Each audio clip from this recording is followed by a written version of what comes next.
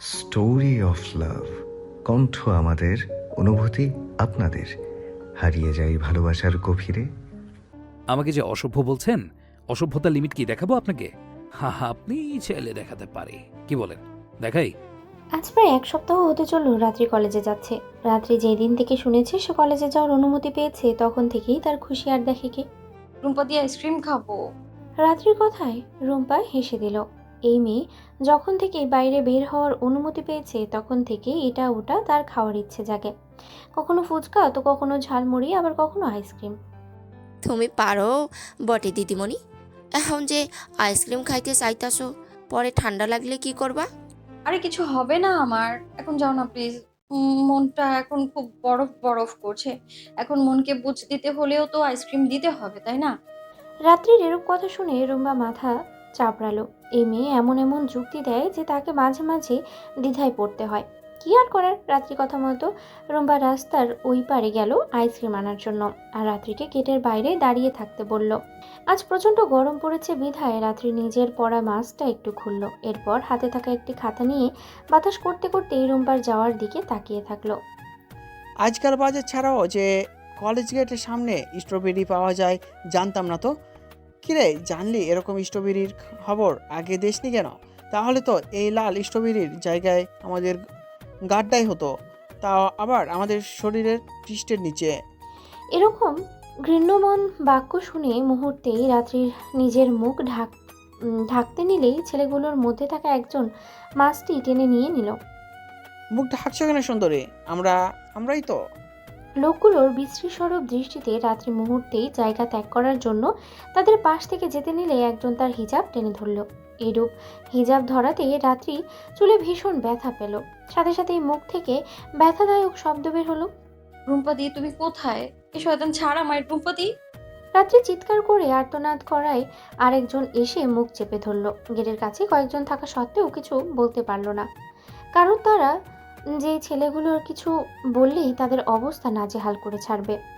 এদের সাথে পাঙ্গা নেওয়া মানে রাজনীতিবিদ সাইফ চৌধুরীর সাথে পাঙ্গা নেওয়া। লোকগুলোর মুখের স্পর্শগুলো যেন রাত্রির নিকটে খুবই ঘৃণ্য ঠেকল। তার হাত ছোড়াছুড়ি করতে করতে একজনের গালে থাপ্পড় মেরে দিল রাত্রি। হঠাৎ এরকম থাপ্পড় দেওয়ায় লোকটি ক্ষেপে গিয়ে রাত্রিকে থাপ্পড় মারতে দিলে কেউ একজন এসে তার হাত ধরে ফেলল। এরপর সাথে সাথেই সেই হাত মুচড়িয়ে তৎক্ষণাৎই ভেঙে ফেলল। হঠাৎ কি হলো কেউ বুঝতে পারল না। লোকটি চিৎকার করে মাটিতে বসে গলাকাটা মুরগির মতো ছটফট করতে লাগলো। এদিকে নিজের লোকের সাথে এরকম হওয়া দেখে রাত্রিকে সাথে সাথে ছেড়ে দিয়ে হালকা পিছিয়ে গেল। কিরে শুয়োরের বাচ্চারা, ছেড়ে দিলি কেন? নরম শরীর ধরতে তো খুব মজা লাগছিল তোদের, তাই না? তো ছাড়লি কেন? ধর বলছি, চলো ধর। রাত্রির সামনে থাকা অগ্নিশর্মা রূপে দাঁড়িয়ে আছে প্রহর। শার্টের অবস্থা বেহাল, শরীরে দৃশ্যমান হওয়া হাতের লোমগুলো ঘেমে টেমে একদম অবস্থা খারাপ। রাত্রি অশ্রুযুগল মুখমণ্ডলে নিয়েই দৌড়ে ছুটে গেল প্রহরের দিকে। 1 সেকেন্ড 2 সেকেন্ডের মধ্যেই হঠাৎ করে ঝাঁপিয়ে পড়ল প্রহরের বুকে। নিজের রাগ মিশ্রিত চাহনি নিক্ষেপ করার অবস্থায় এমন ভারী কিছু দেহে জড়িয়ে পড়ায় প্রহর কিছুটা পিছিয়ে গেল। মাথা এমনিতেই রক্ত লাভার মতো গরম, তার উপরে এরূপ কাণ্ডে আরেকটু বেশি রাগ শরীরে প্রবেশ করলো। তৎক্ষণাৎ কবজি ধরে নিজের বন্ধন থেকে ছাড়াতে চাইলে শক্ত বন্ধনের জন্য পারল না। রাত্রির শরীর কান্নায় দাপটে ঝাঁকি দিতে লাগলো কিছুক্ষণ পরপর। এরই মধ্যে সামনে থেকে একজন এসেই প্রহরকে আঘাত করতে লাগলে প্রহরের পেছনের জায়গা থেকে সাইলেন্ট বুলেট এসে লাগে সেই লোকের হাতে। সাথে সাথেই হাতের অস্ত্র পড়ে গিয়ে লোকটি আত্মচিৎকার করতে থাকে। এরূপ চিৎকারে রাত্রির প্রহরের বুক থেকে উঠে পিছু ফিরতে নিলেই প্রহর সাথে সাথেই তার মাথাটা চেপে নিজের দণ্ডায়মান বুকে রাখে। এরই মধ্যে প্রহরের পেছনে অস্ত্রসহ 2 জন রক্ষী এসে দাঁড়ালো। এদের সবাইকে ব্ল্যাক হাউসে চাই আমার। খাতির যত্ন করো এদের। তবে হ্যাঁ, স্পেশাল খাতির যত্নটা ঠিক আমার হাতেই হবে, বিশেষ করে এই 2 বাস্টার্ডের। হাত দিয়ে 2 জনকে দেখিয়েছে রাত্রিকে সেই অবস্থাতেই পাজাগোলা করে তুলে নিল। প্রহরের এরূপ পদক্ষেপে কিছুটা ভয় পেলেও নিজেকে সামলে নিল। প্রহরের বুকে ঠিক বিড়াল ছানার মতো করে লেপ্টে থাকলো সে। কান্নাকাটিতে পুরো নাজেহাল অবস্থা। হেজারটা অর্ধেক খুলে যাওয়ায় চুলের অবস্থাও এলোমেলো। প্রহর গাড়ির সামনে যেতে একজন রক্ষী এসে ডোর খুলে দিল। রাত্রিকে কোলে করেই বসাতে গেলে রাত্রি ভয়ে আবারও প্রহরকে জড়িয়ে ধরে। রিল্যাক্স রাত, ভয়ের কিচ্ছু নেই। এই প্রহর তালুকদার এখন তোমার সন্নিকটে আছে। ওরা খুব খারাপ রাগী প্রিন্স। আমায় মাথায় খুব ব্যথা দিয়েছে। রাত্রি হিচকিয়ে বলতে লাগলো। কান্নার দাপটে চোখ মুখের অবস্থা নাজেহাল। সকালেও এই মুখে ছিল অসীম মায়া, সাথে খুশির ঝলক। আর এখন মুখের বদল ভীষণ বিশ্রী লাগছে প্রহরের নিকট। কেন জানে না সে এই কান্নাগুলো সহ্য করতে পারছে না। নিজের ব্যক্তিত্বের বাইরে গিয়ে ডান হাত উঠালো। এরপর রাত্রির হিজাবের পিনগুলো একটা একটা করে খুলতে লাগলো।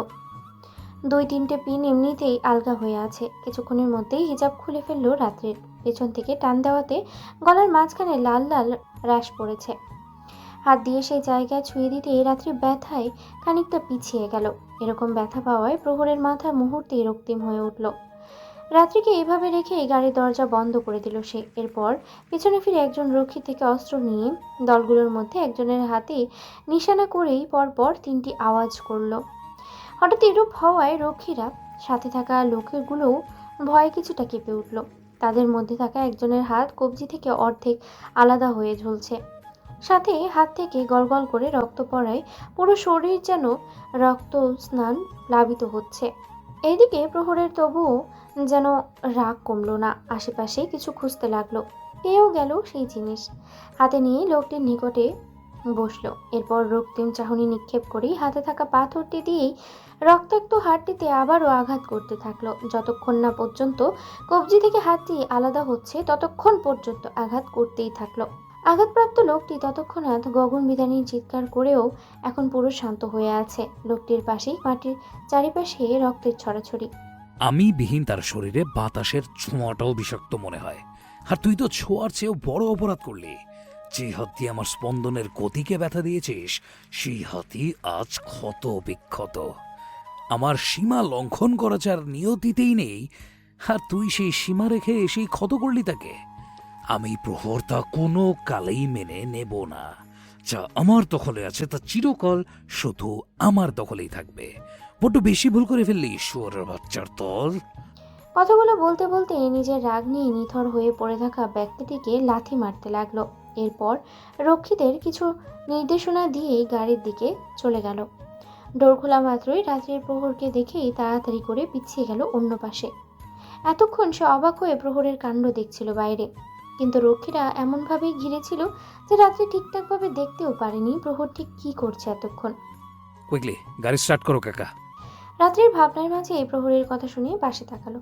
ওমা, এ লোকটার পাশে বসলো কখন? নিজের ভাবনার মধ্যেই রাত্রির হাত টান পড়লো। ইডিয়েটের মতো গাড়ির দরজাটার সাথে লেগে আছো কেন? মাথায় কি আবার ব্যথা পাওয়ার ইচ্ছে জেগেছে? প্রহরের কথায় রাত্রি না বুঝুক মাথা নাড়ল। প্রহরের কাজ ঘেঁষে বসে থাকায় নিজের মধ্যে কেমন অস্বস্তি হতে লাগলো। জায়গা থেকে একটু সরে যেতে নিলেই প্রহরের বলিষ্ঠ হাতের ছোঁয়া নিজের কোমরের পাশে পেল। কেঁপে উঠে বদন নিয়ে হাত চাড়ানোর চেষ্টা করলো। আরেকবার যদি নড়চড় করো রাত, তবে আই সোয়ার জাস্ট এইখান থেকে বাইরে ছুঁড়ে মারবো। সাথে যেই হাত আমার স্পর্শকে আটকায়, সেই হাতেরও অবস্থা ভাঙার ব্যবস্থা করব। সো স্টপ ইউর মুভমেন্ট নাও।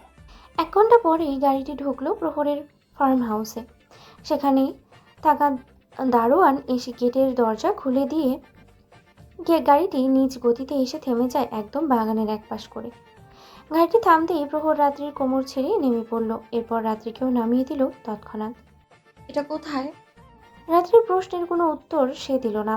উল্টো রাত্রিকে নিয়ে যেতে থাকলো বাগানের বিপরীত পাশে থাকা সুইমিং পুলের দিকে, যেখানে আগে থেকেই 2জন মেয়ে রক্ষী কিছু সরঞ্জাম নিয়ে দাঁড়িয়ে আছে। প্রহর সামনে যেতেই মাথা ঝুঁকিয়ে নিল তারা। সব রেডি তো? গুড। তোমরা এসব এখানে রেখে যেতে পারো। আগামী 1 ঘন্টার জন্য তোমাদের আশেপাশেও না দেখি। 2 রক্ষী প্রহরের কথা মতো হাতে থাকা শাওয়ার জেল, শ্যাম্পু, সাথে 2টি টাওয়াল রেখেই অন্যত্র চলে গেল। আপনি আমার কথার জবাব দিচ্ছেন না কেন? এখানে কেন আমরা? এবারও প্রহর কথার জবাব দিল না সে। রাত্রির হাত ধরে রেখেই প্রহরের শার্টের ওপরে 2টো বোতাম খুলল। সাথে টেবিলে থাকা শাওয়ার জেল, শ্যাম্পু অন্য হাতে নিল। এরপর রাত্রিকে সেই অবস্থাতে নিয়ে এক ঝাঁপ দিল সুইমিং পুলে। সুইমিং পুলটি কিছুটা গভীর হওয়ায় রাত্রি ভয়ে প্রহরের বাহুতে চিপকে থেকেই মধ্যেই চলে গেল। সাথে সাথেই 2জনেই ভেসে উঠল পানির উপরে। হঠাৎ করে এভাবে পানিতে পড়ায় রাত্রির নাকে মুখে পানি ঢুকে যা তা অবস্থা। কাশতে কাশতে প্রহরের গলা জড়িয়ে ধরল। বোরখা পরায় ঠিক সুবিধা মতো পায়ের অবস্থান রাখতে পারল না। এটা কি করলেন আপনি? প্লিজ এখান থেকে ওঠান আমায়। সাঁতার জানি না আমি। এখন গলায় জড়িয়ে ধরে রেখেছো কেন? হাত ছড়াও এখন। হাত ছাড়লে ডুবে যাবো তো আমি। ডুবে যাও। প্রহরের কথায় রাত্রি আরেকটু বেশি করেই প্রহরের গলা থেকে নিচে নেমে কাঁধের বাহুতে নিজেকে শক্ত বাঁধনে আবদ্ধ করলো। আমি এখন মরতে চাই না তো, আপনি একটু উঠান না প্লিজ। আমার খুব ভয় করছে রাগী প্রিন্স। কথাগুলো বলতে বলতে রাত্রি ভয়ে কেঁদে দিল। আজ দিনটাই তার কুফা। এইদিকে মাথায় আর গলায় পানি লাগায় জ্বলন অনুভব করছে। আমার ব্যক্তিগত জিনিসে হাত লাগানো যেখানে আমার অপছন্দ, সেখানে তো এই অংশগুলো আমার ব্যক্তিগত সম্পদ। আর সেই ব্যক্তিগত জিনিসে ব্যথা দেওয়াটা তো দূর, ছোঁয়াটাও আমার সহ্যের সীমা ছাড়িয়ে যায়। প্রহরের কথায় রাত্রি বোকা সুলভ ভয় মিশ্রিত দৃষ্টিতে তাকিয়ে থেকে আবারও কাঁধে জড়িয়ে ধরল। রাত্রির এরূপ কাণ্ডে প্রহর কিছুই বলল না। নিজের হাতে থাকা শ্যাম্পুর বোতলের মুখ খুলেই বেশ অর্ধেকটাই রাত্রির মাথায় ঢেলে দিল। এরপর এক হাত দিয়েই মাথার চুলগুলো ক্লিপ মুক্ত করেই শ্যাম্পুগুলো চুলের সাথে মেশাতে লাগলো।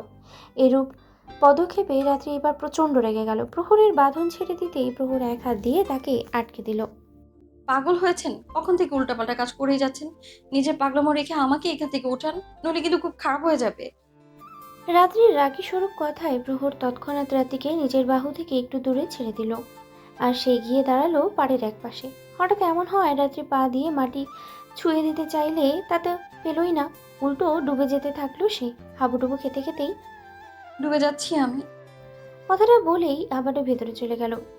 এরপর আরেকটু ভেসে ওঠার প্রচেষ্টায় মাথা আবারও উপরে উঠিয়ে বাঁচান আমায় রাগী প্রিন্স।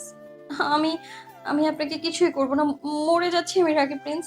এরকম ভাবে কয়েকবার ছটপট করতে করতেই উপর নিচ হলো আর সাথে নিজের বাঁচার আর্তনাদ করলো। কিন্তু এতেও যেন প্রহরের তেমন একটা প্রতিক্রিয়া দেখা গেল না। সে তো রাত্রির এরূপ ডুবে যাওয়াকেই এনজয় করছিল।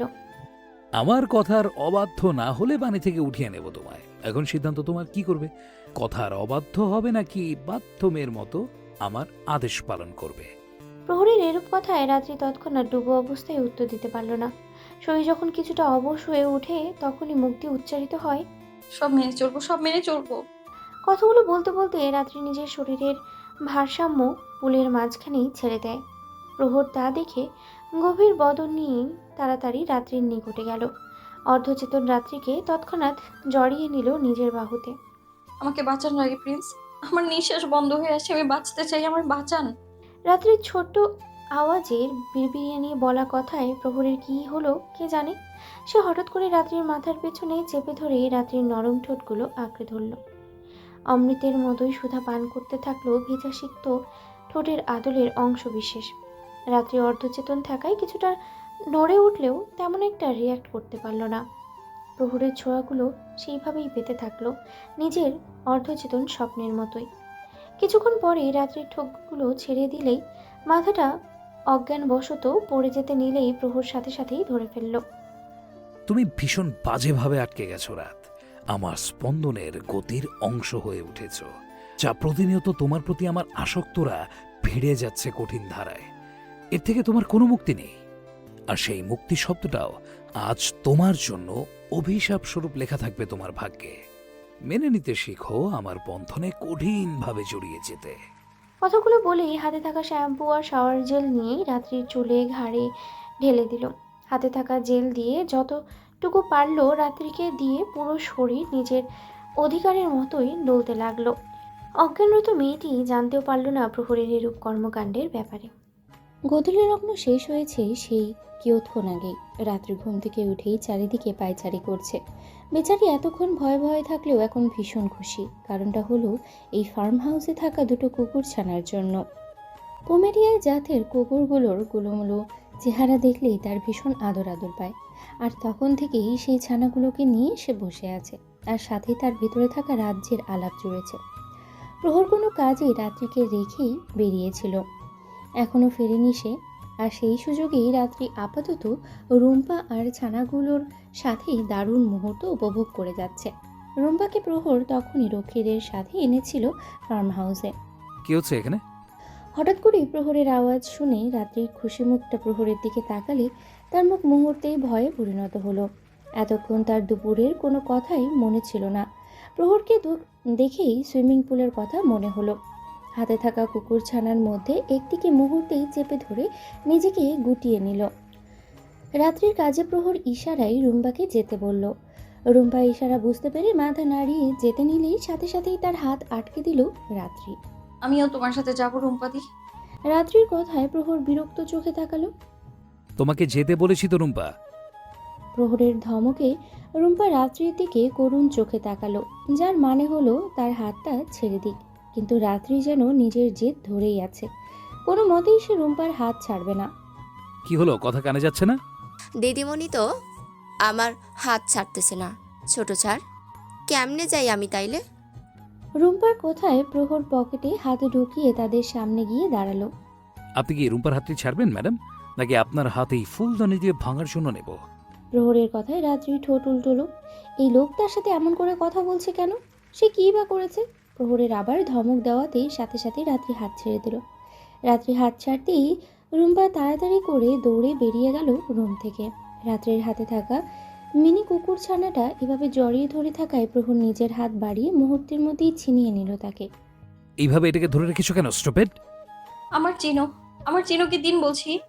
রাত্রির কথায় প্রহর ভ্রু কুঁচকে চিনো কে? আপনার হাতের মিনি ছানাটা। রাত্রির কথায় নিজের হাতের দিকে তাকিয়ে কুকুর ছানাটাকে নিচে ছেড়ে দিল। নিচে ছাড়তেই কুকুর ছানাটা দৌড়ে বেরিয়ে গেল। তার পেছন পেছন অন্য ছানাগুলোও লেজ নাড়তে নাড়তে বেরিয়ে গেল। চিনোর জন্য কই যাচ্ছিস? দাঁড়া বলছি। রাত্রি চিৎকার করে কথাগুলো বলে উঠতেই নিলেই শাট আপ রাত। প্রহরের ধমকে রাত্রি বসা থেকে উঠে পড়ল জায়গা থেকে। এরপর দৌড়ে রুম থেকে বেরোতে নিলেই কোমরে হঠাৎই কারুর আটকে পড়া প্রহরের হাতের বন্ধনীতে এভাবেই চেপে রাখায় দরজা লক করে দিল সে। এরপর রাত্রিকে সেভাবে রেখেই টেবিলের উপরে নিয়ে বসলো। এরপর দুহাত দুই পাশে রেখে রাত্রির সন্নিকটে গিয়েই তীক্ষ্ণ চোখে তাকালো। বেয়াদবি করছো আমার সাথে? সাহস খুব বেড়েছে দেখা যায়। আমার চিনো জাস্ট শাট আপ। আরেকবার মুখে ওইসব ইডিয়েটের নাম নিলে জাস্ট মুখের হল বেহাল করে ছাড়বো। কথাগুলো শুনেই রাত্রির চোখের পানি টইটুম্বুর হয়ে গেল। রাত্রির চোখের পানি দেখেই প্রহরের কেন জানি খুব ভালো লাগলো। এক হাত উঠিয়েই রাত্রির গালে স্পর্শ করে বাম চোখের পানিগুলো মুছে দিল। চোখের অশ্রু কি খুব সস্তা হয়ে গেল নাকি ম্যাডামের? এভাবে চোখের পানি নষ্ট করলে পরবর্তীতে সুখের মুহূর্তে চোখের অশ্রু জড়াবেন কি করে? প্রহরের কথায় কোনো গুরুত্ব না দিয়ে অভিমানে অন্যদিকে তাকিয়ে থাকলো রাত্রি। আর এই অন্যদিকে তাকানোটাই প্রহরের ঠিক পছন্দ হলো না। রাত্রির মুখের থুতনি ধরে একদম প্রহরের মুখ বরাবর নিয়ে আসলো। আমি কথা বললে তোমার চোখ জোড়া যেন শুধুমাত্র আমার চোখ জোড়াতে নিক্ষিপ্ত থাকে, আর যদি সেই চোখ জোড়া আমি ব্যতীত অন্যত্র যায় তবে দেখার জন্য ওই চোখের আদল অন্ধত্বে পরিণত হবে। কথাগুলো বলতে বলতে প্রহর এক আঙুল দিয়ে রাত্রির চোখের আদলে স্পর্শ করতে থাকলো। এরূপে স্পর্শে রাত্রির ভেতরের সত্তাও কেঁপে উঠল। এতক্ষণ অভিমান করে থাকলেও এখন প্রহরের এরূপ কথাবার্তায় ভেতরের সত্তা ভীষণভাবে তার সাথে বেইমানি করে যাচ্ছে। সাথে থাকা ছোট ছোট স্পর্শে গলার মধ্যে থাকা নীল রঙের রগগুলো নিঃশ্বাসের আদলেই ভেসে উঠছে। হঠাৎ করেই নিজের পাশে প্রহরের উপস্থিতি না পেয়ে সামনের দিকে তাকালো। এদিকে এসো। প্রহরের কথায় নিজের কম্পিত শরীর নিয়ে টেবিল থেকে লাফ দিয়ে নেমে পড়ল। এরপর সামনে গিয়ে দাঁড়াতেই প্রহর নিজের পরে থাকা শার্টটি মুহূর্তেই খুলে ছুঁড়ে মারল বেডের দিকে। প্রহরকে হঠাৎ করে এভাবে শার্ট খুলে ফেলতে দেখে রাত্রির চোখ বড় বড় করে পিছনে ঘুরে গেল। ছি ছি ছি, আপনি শার্ট কেন খুলেছেন? ওদিক থেকে ফার্স্ট এড বক্সটা নিয়ে এসো। প্রহরের কথায় একপাশ হয়ে আর চোখে একটু তাকিয়ে ফের পেছনে ফিরে গেল। আপনি আগে কিছু পড়ুন। বেশি কথা বলতে ভালো লাগছে না রাত, দ্রুত ফার্স্ট এড বক্সটা নিয়ে এসো, নইলে। প্রহরের কথায় আর কিছু না বলেই তাড়াতাড়ি করে টেবিলের নিচ থেকে বক্সটা নিয়ে প্রহরের পাশে দিয়ে রাখলো। কথা মতো তো কাজ করেছে, কিন্তু এই বক্স দিয়ে প্রহর কি করবে? ভাবনার মাঝে এই বক্স খোলার শব্দ হলো। এরই মধ্যে থাকা এক বোতল স্যাভলন নিয়ে পুরোটা কাঁধের এক পাশে ঢেলে দিল। হঠাৎ এরূপ করায় রাত্রি চোখ বড় বড় করে তাকিয়ে থাকলো। হঠাৎ করে চোখ গেল প্রহরের এক পাশে হওয়া কাঁধের দিকে, যেখানে ফোঁটা ফোঁটা রক্ত লেগে আছে। নিজের লজ্জা ভুলে তাড়াতাড়ি করে প্রহরের পেছনে গিয়ে দাঁড়াতেই মুখে হাত দিয়ে আটকে উঠল। এতটা আঘাত কিভাবে পেলেন রাগী প্রিন্স? রক্ত ঝরছে তো অনেক। কথাটা বলেই মুহূর্তের মধ্যে রাত্রি কান্না করে দিল। তার কাঁপা কাঁপা হাত দিয়ে রাখলো প্রহরের আঘাত পাওয়ার স্থানে। দূরে গিয়ে দাঁড়াও রাত। প্রহরের কোনো কথাই তার কানে ঢুকলো না। সে নিজের মতো করেই প্রহরের আঘাত পাওয়া স্থানটি হাত দিয়ে দেখতে লাগলো। গভীরভাবেই ক্ষত সৃষ্টি হয়েছে। কোনো ধারালো কিছু দিয়ে কেটেছে জায়গাটা। দেখে মনে হচ্ছে ছুরি দিয়ে আঘাত কর। ডক্টরের কাছে যান আপনি, দেখুন অনেকটা কেটে গেছে আর রক্তও ঝরছে অনেক। রাত্রির কথায় প্রহর উত্তর করল না। নিজের মতো করে তুলো দিয়ে জায়গাটা পরিষ্কার করতে চাইল, কিন্তু নাগাল পেল না ঠিক করে। আমি করে দিই রাগী প্রিন্স। পারবে কি? ভয় পাবে না তো? আহা, রাত্রির কথায় প্রহর চোখ বুঝেই বুকে চাপ দিয়ে পেট ভিতরে দিয়ে লম্বা হয়ে শুয়ে পড়ল। প্রহর শুয়ে পড়তেই রাত্রি খুব ধীরে সুস্থে জায়গাটা ভালো করে পরিষ্কার করে ওষুধ লাগিয়ে ব্যান্ডেজ করে দিল। হয়ে গেছে রাগী প্রিন্স। নাক টেনে টেনে রাত্রি উত্তর দিল। রাত্রির এরূপ কথা শুনে প্রহর শোয়া অবস্থাতেই একপাশ হয়ে তাকালো। ছোট বাচ্চাদের মতো নাক টানছো কেন? সর্দি ফেলে এসো। প্রহরের কথায় ভীষণ লজ্জা পেল রাত্রি। কি নিষ্ঠুর মানব ভাবা যায়! কই তার আঘাতে মলম লাগিয়ে দিল, আর এই লোক তাকে কি বলছে? সে ছোট্ট বাচ্চার মতো নাক টানছে, আবার সর্দির কথাও বলছে। রাগে মুহূর্তে কটমট করেই ফেলবো না সর্দি, বেশি কথা বলবেন না তো, নাকি সর্দি একদম আপনার শরীরে ছিটিয়ে দেবো। রাত্রির বোকাসুলভ কথায় প্রহর মুচকি হেসে কোনো মতে এক পাশ হয়ে শোয়ার চেষ্টা করতেই করছেনটা কি? মাত্রই ব্যান্ডেজ করলাম। মাথার একটু টিপে দেবে রাত, ভীষণ মাথাটা ধরেছে। আমি রুমে কি অন্য কাউকে দেখতে পাচ্ছ? না মানে আমি কিভাবে? রাত্রির কোনো কথা না শুনেই রাত্রির কোলে মাথা রেখে তার হাত নিয়ে নিজের চুলের ভাঁজে রাখল। এরূপ করাতে রাত্রির অস্বস্তি হলেও মনের মধ্যে থাকা সুপ্ত ইচ্ছেগুলোকে প্রাধান্য দিল। নরম আঙ্গুলের স্পর্শে প্রহরের সিল্কি চুলগুলো আস্তে আস্তে টেনে দিতে থাকলো। সে জানে না প্রহর এই ব্যথাটা কিভাবে পেয়েছে। মনের মধ্যে অনেক প্রশ্ন থাকলেও আপাতত কিছুই জিজ্ঞেস করতে পারল না। নিজের মতো করেই প্রহরের চুলগুলো মনের আনন্দে টানতে থাকলো। রাত্রি কোথায় ডার্লিং? ওকে সন্ধ্যা থেকেই দেখছি না যে। আরহামের কথায় রুবাইদা মুচকি হেসে খাবার দিতে থাকলো। শহরের সাথে ফার্ম হাউসে আছে কেন বলতো? রুবাইদার সহজ সরল কথায় আরহাম খুব খুব করে কাশতে থাকলো। এভাবে কাশতে দেখে প্রত্যুষী তাড়াতাড়ি নিজের পাশে থাকা পানির গ্লাস নিয়ে আরহামের সামনে ধরল। পানিটা খেয়ে নিন আরহাম ভাই। আরহাম তাড়াতাড়ি করে প্রত্যুষীর হাত থেকে গ্লাসটি নিয়ে ঢকঢক করে পুরো পানিটা ফিনিশ করে টেবিলে রাখলো। ঠিক বুঝলাম না, ওরা দুজন একা আছে ওইখানে, আর রাত্রি বা ওইখানে কিসের কাজ পড়েছে? হবে হয়তো কোনো কাজ। আর একা থাকতে যাবে কেন? রুম্পা আছে আর পহরের রক্ষীরাও তো আছে, সাথে আছে। রুবাইদার এরূপ কথাটা কেন জানি আরহামের হজম হলো না। নিজের মধ্যে এমনিতেই কিছু প্রশ্ন ঘুরফের করছে। সেদিন রাত্রিকে এভাবে কোলে নেওয়ার বিষয়টাকে স্বাভাবিক নিচ্ছে না সে। তার রক্ত জবাকে প্রহর কোলে নিয়েছে, কোনো মতেই সেটা মানতে পারছে না। ভাতের পাতে হাত নাড়তে নাড়তেই তোমরা কি আমার থেকে কিছু লুকাচ্ছ? আরামের কথায় প্রত্যুষী ঢোক গিলে রুবাইদার দিকে তাকালো। প্রহরের স্টিকভাবেই নিষেধ আছে যে রাত্রি আর তার বিয়ের ব্যাপারটা যাতে কোনো মতেই এখন প্রকাশিত না হয়। সময় হলে সে নিজেই জানিয়ে দিবে বিষয়টা। আগে এই বিয়ে নিয়ে রুবাইদার সাথে ঝামেলা করলেও এখন প্রহরের কথায় রুবাইদা পজিটিভ কিছুই মনে হচ্ছে। ধীরে ধীরে হয়তো প্রহর রাত্রিকে মেনে নিচ্ছে। তোমার ডার্লিং কি কোনো কিছু লোকানোর মতো রাখে তোমার থেকে? তবে আজ এই কথা কেন? রুবাইদার এরূপ কথায় আর আমার কিছুই বলল না। মনে মনে সে তার রক্তজবাকে নিয়ে কিছু সিদ্ধান্ত নিয়েছে। জানে সে দ্রুত করছে, কিন্তু নিজের মধ্যে হওয়া ভয়কে সে কোনো মতেই সঠিক হতে দিবে না।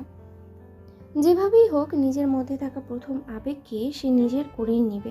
হঠাৎ করেই গোঙানির শব্দে রাত্রির ঘুম ভেঙে গেল। তখন প্রহরের চুল টানতে টানতে ঘুমিয়ে পড়েছিল বেডের একপাশে মাথা রেখে। ঘাড়ে হাত ঢুলে চারিদিকে তাকিয়ে দেখলো গোঙানির আওয়াজটা আসছে কোত্থেকে। নিজের নিকটে আওয়াজটা শুনে খানিকটা চমকে গিয়ে কোলের দিকে তাকালো। প্রহরকে খালি গায়ে কাঁপতে দেখে কিছুটা চিন্তিত হলো। তাড়াতাড়ি প্রহরের কাছে গিয়ে কান পাতলেই বুঝতে পারলো এই গোঙানি প্রহরের। হাত দিয়ে গালে চাপড় মারল, আর চাপড় মারতেই বুঝতে পারলো প্রহরের গা সাংঘাতিক জ্বরে কাহিল অবস্থা। মুহূর্তেই চিন্তিত বদন নিয়ে কপাল গলা চেক করলো। জ্বরের পরিমাণ বেশি থাকায় হাত দেওয়াও যাচ্ছে না। শুনছেন? এই যে এতটা জ্বর নিয়ে এখন কেউ বসে থাকে, কি হলো শুনছেন? ডক্টর আঙ্কেলকে ডাকতে হবে তো। প্রহরের কোনো রেসপন্স পেল না। এইরূপ হওয়ার মুহূর্তেই রাত্রি নিজেকে শক্ত করলো। কোলে থাকা প্রহরের মাথাটা কোনো রকমে বালিশের মাঝে রেখে বেডের পাশে থাকা কম্বল দিয়ে জড়িয়ে দিল প্রহরকে। এরপর ওয়াশরুমে গিয়ে ঢুকলো। কিছুক্ষণের মধ্যেই ছোট্ট একটি বলে পানি নিয়ে এলো।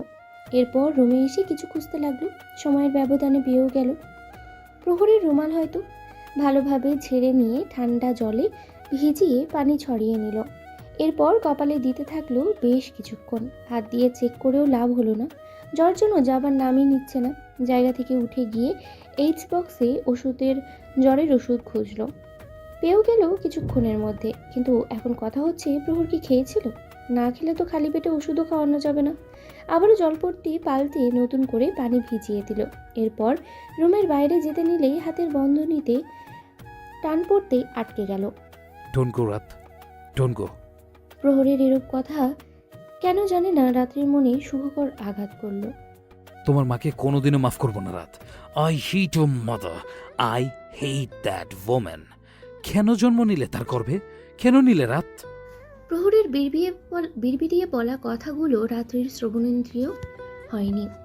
কপাল গালে হাত দিয়ে বারবার প্রহরকে ডাকলেও তার কোনো সাড়া শব্দ পায়নি। শরীরের উত্তাপ যেন তার হাতকেও জ্বালিয়ে দিচ্ছে। প্রহরের হাত থেকে নিজের হাত ছাড়িয়ে নিল তৎক্ষণাৎ। এরপর ওয়াশরুমে ঢুকে মিডিয়াম সাইজের বাটিতে করে ঠান্ডা পানি আর রুমাল আনলো। মিনি টেবিলে সেই সব রেখে প্রহরকে ডাকলেও শূন্য না সে। কি আর করার, প্রহরের মাথায় একটি বালিশ দিয়ে জলপট্টি দিতে থাকলো সেই অবস্থায়। প্রায় অনেকক্ষণ পরে প্রহর একটু নড়ে উঠল। রাগী প্রিন্স, কেমন লাগছে এখন আপনার? আমায় শুনতে পাচ্ছেন আপনি?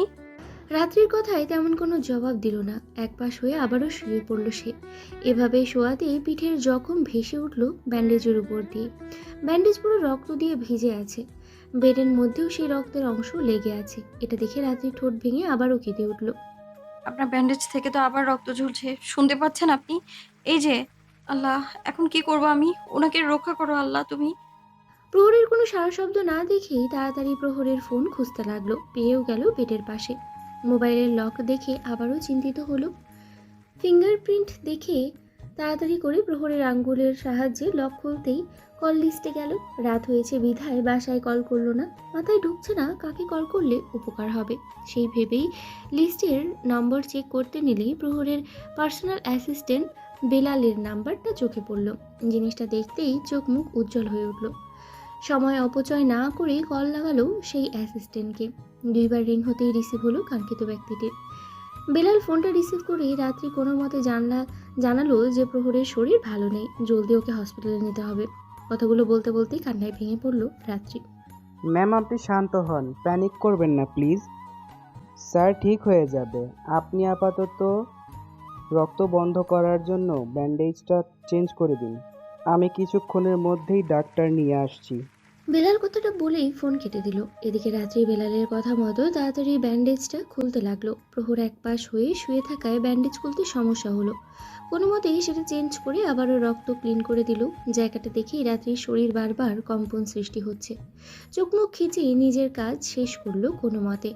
এর মধ্যেই দরজার নক হলে রাত্রি অশ্রুযুগল চোখে সেই দিকে তাকালো। রুম্পার আওয়াজ শুনে তাড়াতাড়ি দরজাটা খুলে দিল। দিদিমণি, বেলাল ভাইয়া ডাক্তার নিয়ে আইছে। রুম্পার কথায় শরীরে থাকা ওড়নাটা নিয়ে তাড়াতাড়ি মাথা ঢেকে দিয়েই ভেতরে আসতে বলল। বেশ কিছুক্ষণ পর ডক্টর প্রহরের চেক আপ করে ব্যথার ইঞ্জেকশন পুশ করে দিল, সাথে জ্বরের ওষুধও। বড় ধরনের কোনো সমস্যা হয়েছে কি? Don't worry Belal, mister Talukdar আপাতত ভালো আছেন। তবে জ্বর যেহেতু বেশি, তাই আপাতত জলপট্টি দিতে থাকুন। সকালের দিকে হালকা কিছু খাইয়ে এই ওষুধগুলো খাইয়ে দিবেন। এখন আর টেনশনের কিছু নেই। ডক্টরের কথা শুনে রাত্রির প্রাণে যেন পানি এলো। ভীষণ ভয় পেয়েছিল সে। বেলাল ডক্টরের সাথে আরও কিছু কথা বলে বেরিয়ে পড়ল। হাতে থাকা প্রেসক্রিপশন অন্য এক রক্ষীকে দিল ওষুধগুলো আনার জন্য। এরপর বেলাল আবারও নক করে রুমে ঢুকলো। ম্যাম, আপনি বিশ্রাম নিন, স্যারের খেয়াল রাখবো। বেলালের কথায় রাত্রি কিছুটা অস্বস্তি নিয়েই, আমি ওনার খেয়াল রাখতে পারবো, কোনো দরকার হলে আপনাকে জানাবো আমি। রাত্রির কথা শুনে বেলাল নাকচ করল। প্রহর যদি এই বিষয়ে জানে তবে খুব রাগারাগি করবে তার সাথে। তাই সে রাত্রিকে বিশ্রাম করার কথা বলে আবারও। কিন্তু রাত্রি যেন জেদ ধরেই আছে। সে প্রহরের খেয়াল রাখবে বলেই প্রহরের পাশে গিয়ে চটজলদি জলপট্টি দিতে থাকে। বেলাল এটা দেখে আর কিছু বলে না। প্রহরকে সোজা করে একপাশে শুইয়ে দিয়েই বেরিয়ে পড়ে। বেলাল যেতেই রাত্রি রুম্পাকে বলে একটা কম্বল আনে। এরপর প্রহরের গায়ে কম্বল দিয়ে ভালোভাবে ঢেকে দেয়। সারা রাত চলতে থাকে প্রহরের সেবা যত্ন। রুম্পা শেষ রাতের আগেই রুম থেকে বেরিয়ে পড়ে প্রহরের জন্য খাবার প্রস্তুত করতে। এদিকে রাত্রি প্রহরের শরীর ঘামছে দেখে হালকা স্বস্তি পেল। শেষ রাতের দিকে প্রহরের জল হালকা কমে আসলে রাত্রি ভারী নিঃশ্বাস ফেলে পাশে থাকা সোফায় মাথা এলিয়ে দিয়েই ঘুমিয়ে পড়ে। হাতে থাকা রুমালটি রয়ে যায় তার হাতে। পাখিদের কিচিমিচিরের শব্দে প্রহরের ঘুম হালকা হয়ে আসে। পিঠ বেঁকে হালকা টানা দিতে গেলেই আঘাতের মধ্যে টান লাগে। চোখ মুখ কুচকেই ব্যথা সহ্য করে নিল। গরমে অবস্থা খারাপ, তার পুরো শরীর ঘামে জুবুথুবু অবস্থা। এসির দিকে তাকালেই বুঝতে পারলো বন্ধ করা সেটি। ফ্যানও চলছে না। মুহূর্তেই দাঁত খিচে ফেললো সে। এক হাত দিয়ে কম্বল ফেলে দিয়ে অন্য পাশে। এরপর উঠেই যখনই রুম থেকে বেরোতে নিবে তখনই সোফায় শুয়ে থাকা রাত্রিকে দেখলো। এই মেয়ে, এখানে কেন?